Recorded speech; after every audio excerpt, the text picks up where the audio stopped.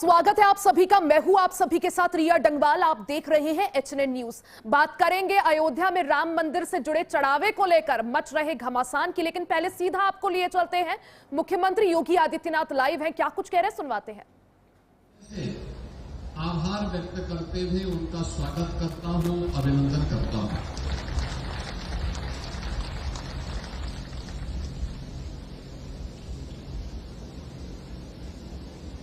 हम सब इस बात को अक्सर महसूस करते होंगे, श्री राम जन्मभूमि आंदोलन के दौरान पूज्य संतों ने इस पूरे आंदोलन को अपने जन्म मरण का प्रश्न बनाया था। इसलिए नहीं कि किसी को इसका श्रेय मिले, इसलिए इस अभियान के साथ हर संत जन, पूज्य संत जुड़े थे, क्योंकि भारतीय परंपरा में, भारत की विरासत में मर्यादा पुरुषोत्तम प्रभु श्री राम हम सबके एक ऐसे आदर्श हैं जिन्हें अगर हम मान करके चले कि जीवन की हर समस्या का समाधान अगर किसी एक नाम में है तो वह प्रभु श्री राम के नाम में है। और कोई ऐसा भारतवासी नहीं होगा राजनीति से कोई प्रेरित हो, पूर्वाग्रह से कोई ग्रसित हो, ऐसे कुछ चुनिंदे नामों को छोड़ दें तो कोई भी ऐसा भारतीय नहीं जिसके अंदर भारत का डीएनए है, वह किसी न किसी रूप में प्रभु श्री राम के आदर्श को अपने जीवन का हिस्सा न बनाया हो। कोई ऐसा भारतीय आपको नहीं मिलेगा। और एक नाम जो उत्तर से लेकर दक्षिण तक, पूरब से पश्चिम तक हर भारतीय को जोड़ सकने की सामर्थ्य रखता था, पूज्य संतों के सानिध्य में वह नाम मर्यादा पुरुषोत्तम श्री राम का था। और इसलिए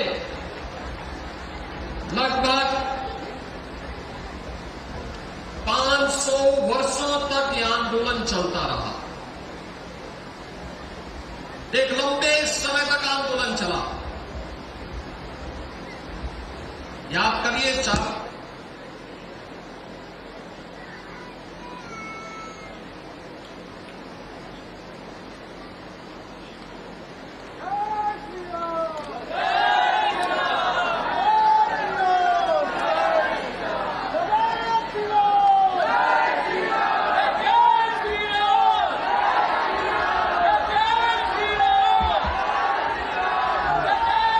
जय श्री राम। 491 वर्षों तक यह आंदोलन किसी न किसी रूप में चलता रहा। 2019 में जब सर्वोच्च न्यायालय की एक फुल बेंच थी, वहां के सभी माननीय न्यायमूर्तियों ने अपना फैसला दिया, तो उस फैसले में उन्होंने सर्वानुमति से इस बात को स्वीकार किया कि जहां रामलला विराजमान है वहीं राम जन्मभूमि है।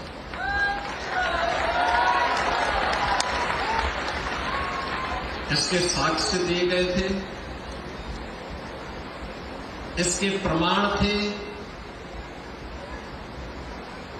और इससे जुड़े हुए विद्वज्जनों के वक्तव्य भी थे। और उसमें आपने सर्वोच्च न्यायालय के एक विद्वान न्यायमूर्ति के उस वक्तव्य को भी सुना होगा, जिसमें उन्होंने कहा था, पूज्य जगतगुरु रामानंदाचार्य मुझे स्वामी रामभद्राचार्य जी के बारे में उन्होंने कहा था कि जब मैंने उनके वक्तव्य को सुना तो मैं दंग रह गया था और हमें इस बात के लिए मजबूर होना पड़ा कि वास्तव में ये अन्याय कितने वर्षों से, सैकड़ों वर्षों से सनातन धर्मावलंबियों के साथ हो रहा था। बहनों और भाइयों, यह एक दृष्टि है देश के लिए, दुनिया के लिए। इन पूज्य संतों की जो साधना है वो स्वयं के कल्याण के लिए नहीं है, उनके राष्ट्र कल्याण के लिए है, लोक मंगल के लिए है।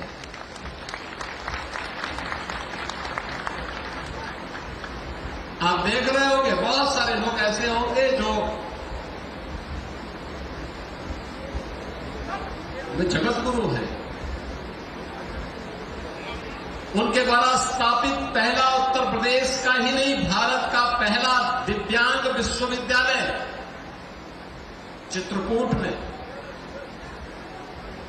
उस विश्वविद्यालय के वे आज अभी भी कुलाधिपति हैं। वे भी इस उम्र में आराम कर सकते थे, लेकिन नहीं, राष्ट्र मंगल की कामना के साथ प्रभु की कथा को जन जन तक पहुंचाने के लिए निरंतर प्रयासरत रहते हैं, निरंतर प्रयास करते हैं। जहां कहीं भी देश में, दुनिया में, जहां कहीं भी कोई भक्तजन उन्हें आमंत्रित करता, वे बड़े सम्मान, उसका सम्मान रखने के लिए, उसके गौरव को बनाए रखने के लिए, प्रभु की इस कथा को जन जन तक पहुंचाने के लिए कार्य करते हैं। पीछे एक ही उद्देश्य होता है कि मर्यादा पुरुषोत्तम प्रभु श्री राम के उन विराट आदर्शों से थोड़ा भी अंश भक्तजन अपने जीवन में अंगीकार कर लें, न केवल उनका कल्याण होगा बल्कि समाज और पूरे देश का बहुत बड़ा कल्याण हो सकता है, बहुत बड़ा कल्याण हो सकता है।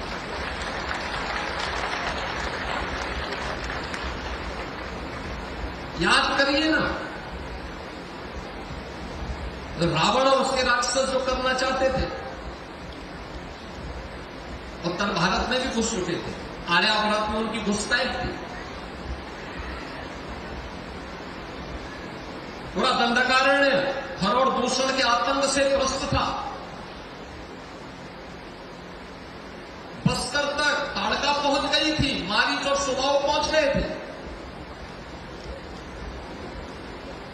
वहां के सुंदर वनों को, नगरों को उन्होंने उजाड़ करके तहस नहस कर दिया था, उजाड़ कर दिया था। याद करना, जब भी नकारात्मक ताकतें वर्चस्व में आएंगी, ऐसे ही उजाड़ करेंगी, ऐसे ही तहस नहस करेंगी, जो रावण के समय में करते थे। शिक्षण संस्थानों को, शोध के केंद्रों को वैसे ही बंजर करेंगे जैसे खर और दूषण और ताड़का के द्वारा उस कालखंड में किया जाता था। और तब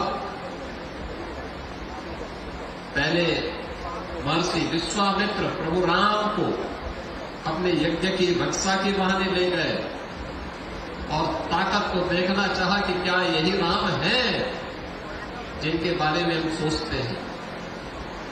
तो मुकाबला, सबसे पहला मुकाबला किससे हुआ? ताड़का से। मारीच और सुभाव को तो बक्सर में ही स्वाहा कर दिया गया था, लेकिन मारीच वहां से कई योजन दूर जाकर के गिरा था। उसकी समझ में आ गया था कि गलत व्यक्ति से टकरा गए थे, गलत दिशा में जा रहे थे, और इसलिए जब रावण उसके पास आता है तो आपने देखा होगा, जब रावण ने कहा कि तुम ऐसा करो तो उसने पहले तो मना कर दिया, रावण को समझाने का प्रयास किया, क्योंकि रिश्ते में रावण का मामा भी लगता था। यही होता है।